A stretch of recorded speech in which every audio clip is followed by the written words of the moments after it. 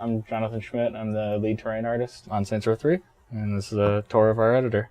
Right now we're looking at the downtown district, all the roads and layout and technical data that you see all over there that leads the characters and cars around the world. So the key power of our new feature set is iteration time. It's more time for awesome, less time screwing around with just nitty-gritty meshes and UVs and all the stuff that normally plagues environment artists.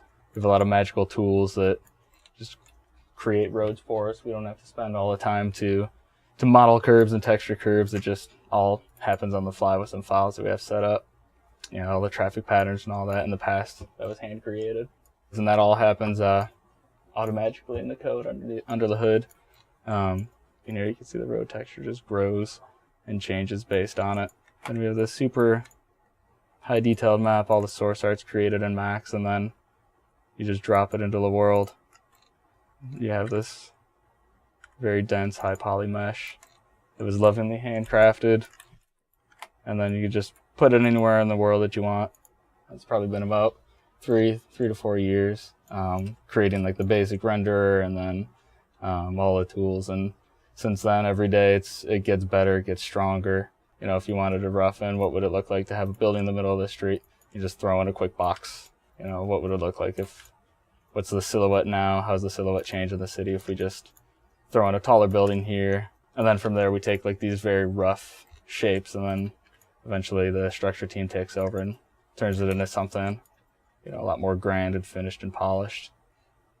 The city went in probably a dozen iterations over the time. We started with some quick, rough silhouettes of the world, different ideas, bodies of water here, islands over here. And then, we worked with design, like what kind of stuff do you guys like to see?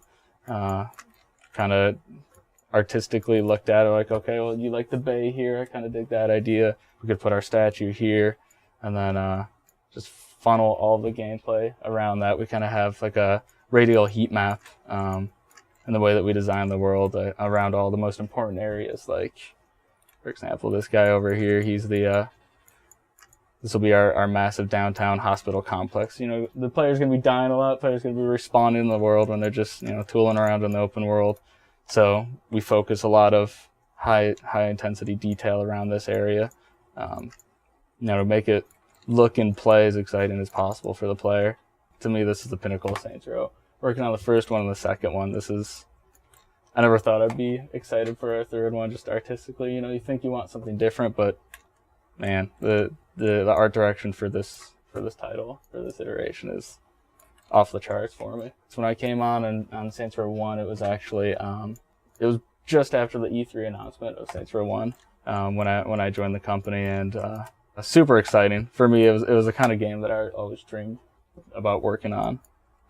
As a kid, I remember thinking about like, oh, what if you had this giant world and you could be walking around and you go into any store you want and purchase a weapon or just kill a person to take it, all those sadistic little things, and it lets you do that. We do have a live camera update. You could be looking at the world on your computer here and say, okay, where am I in the world? And you can see people walking around. I think I might have cars turned off. There you go. Some cars driving around.